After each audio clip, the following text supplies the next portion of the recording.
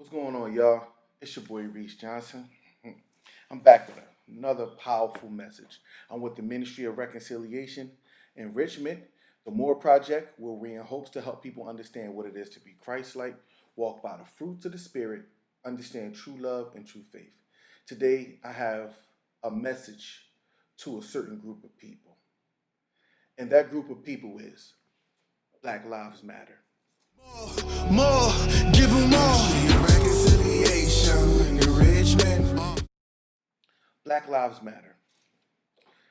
Yes, we understand Black Lives Matter. I understand Black Lives Matter because as a black man, I understand that my kids' lives matter. I have traded and uh, um, kind of mixed in with other things which I don't agree with. Now, just because I may not agree with it, it doesn't mean that I don't love you, and that doesn't mean that I won't be there for you as a man of God to help you understand the truth about God. Now, Black Lives Matter, and this is directly to black people. We have to value ourselves. Our lives need to matter when it comes to black on black crime. We can't be out here protesting the injustice of a black man being killed unjustly and in a very bad way if we not going to take care of ourselves. We need to take care of ourselves. Now, I believe we should stand up for injustice because I also believe that injustice doesn't have to do with Black Lives Matter because it's an injustice that happened and it's continued to happen, but we have to take responsibilities that too. Now, I don't believe you can compare the two with injustice and black on black crime. I don't believe that, but I'm talking directly to black people.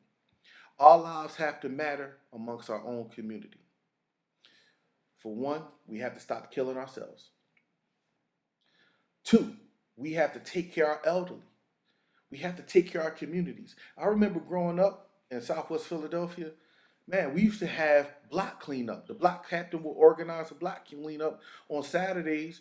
And on Saturdays they would come knock on everybody's door, and everybody that had kids, on the block, we had to come out there they provided big brooms and big bags, have them heavy duty bags, and we got out there and cleaned up our block, 59th and Warrenton. Now that was in Southwest Philadelphia, and a lot of communities did that. Then right after we cleaned up our block, they had a block party for us where everybody brought out the grill and brought out, they rented bounty houses and turned on the water plugs and all that stuff. We was a community. Now that's not to say that we didn't have issues in that community, but it was a start. It was a start, and it was a beautiful thing. It was very beautiful. It's funny now that I'm older, I didn't realize how valuable that was because I look back on those days, man. Those were some of the best days of my life. Being out there with all my friends. I grew up on a block. My block in 59th and Warrenton was like full of boys. Like it was a lot of girls there, but it was a block full of boys. And growing up with all my homies and doing the stuff we did, playing football in the middle of the street, and bringing the basketball court out and blocking up. Man, those are some of the best times in our community. And man, man, I would give anything to go back to that. To be honest, you know. Thirdly, we have to take responsibility with our women. We have to stop impregnating our women and bouncing. And women, you have a responsibility to take care of your man too, and stop looking at him as like how the world look at him.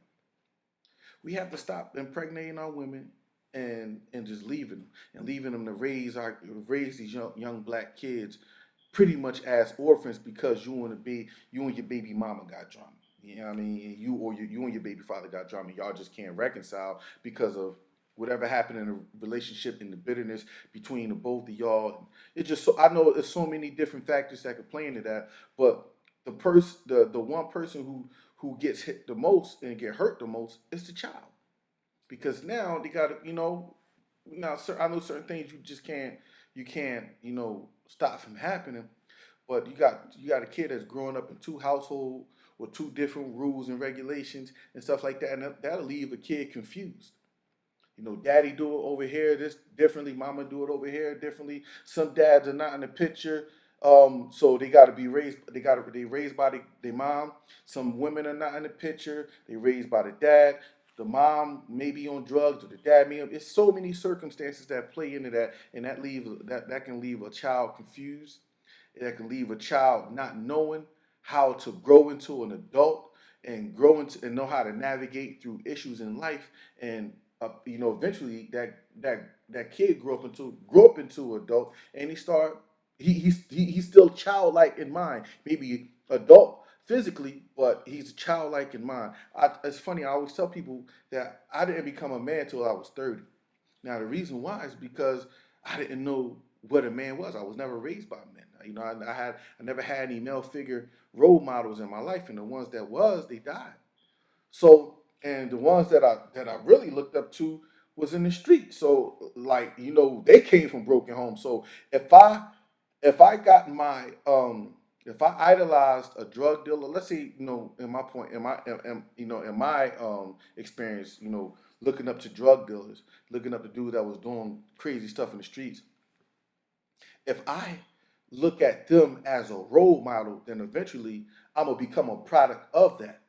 Now, if they was broken and came from broken homes, I'm becoming a model off of somebody else who comes from a broken home, and that's just the cycles. It's just like how Jesus Christ says, "Make disciples of many nations." Well, that's actually another form of making disciples in an evil way, because now you're making disciples of being a product of your environment. You see what I'm saying? Another thing we have to do, you know, the music we listen to. Now, as a former hip hop fan, I love music. Everybody know me. I write music. I love the creativity in music. But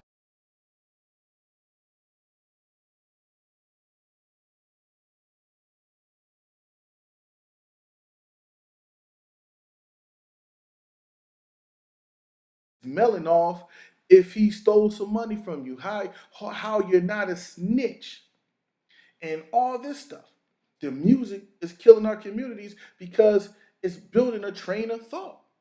It's building a train of thought. Now, I can speak on this because I experienced it. As a Mob Deep fan, if people who know Mob Deep, everybody know me that I was a deep Mob Deep fan. And man, and one of the things I used to pride myself on when I was, doing my thing in the streets was being real. Like I had to be real. And I had, and if somebody considered myself a gangster or a thug, I was a product of my environment. I was misunderstood. But unfortunately, that, you know, that could have led me in prison or in jail, like a lot of black people. Do black lives really matter to you? If lives really matter, stop selling drugs to our parents. Let me tell you something. I remember I got into a fight with one of my homies for selling drugs to my mom. So I said, "Yo, stop selling drugs to my mom." But let me tell you something crazy. I ended up selling drugs to my mom, and I had to forgive it for a long time. That messed me up as I got older. And I had to forget. That's one of the things I had to forgive myself. I kind of beat myself up to this, which I kind of beat myself up to this day for doing that. I think about it all the time, like, dang, why did I do that? I could have played a part, and in a lot of stuff. But praise be to God, my mom at the end of her life gave her life to the Lord, and the Lord allowed me to redeem myself and to lead my mom to the Lord. Um, I don't know if I said wife or my mom, but if I did, I meant to say people who do. Hold them accountable. If black lives really matter, how we're selling drugs to our own community, destroying our own community, and on the other hand, we're trying to build it up. Let me tell you what's crazy. I remember back in the day, I ain't gonna say that, the dude name in the hood, which my mom was on drugs, but he would do stuff in the community like Man, he would like buy us back. They had the Lipton iced teas in the glass, and he would while we was out there playing basketball, he'll buy us all, the teas and sponsor our neighborhood basketball team and stuff like that. They would do stuff in the community while destroying the community. We champion for black people while destroying our community at the same time. You see what I'm saying? Stop selling drugs in our community. If you really say you really say you for black lives, stop selling drugs to black lives. Stop selling drugs to our parents. And stop selling drugs to we have to stop stealing from each other. We have to start building each other. We have to start buying from each other. You wanna make a difference, build your community. Buy your community. Here's the thing. A lot of people say things with a lot of stuff with their mouth, but they do nothing with their feet. Meaning, you can say a lot with your mouth and you have no action behind it. Faith without works is dead. More, give 'em all.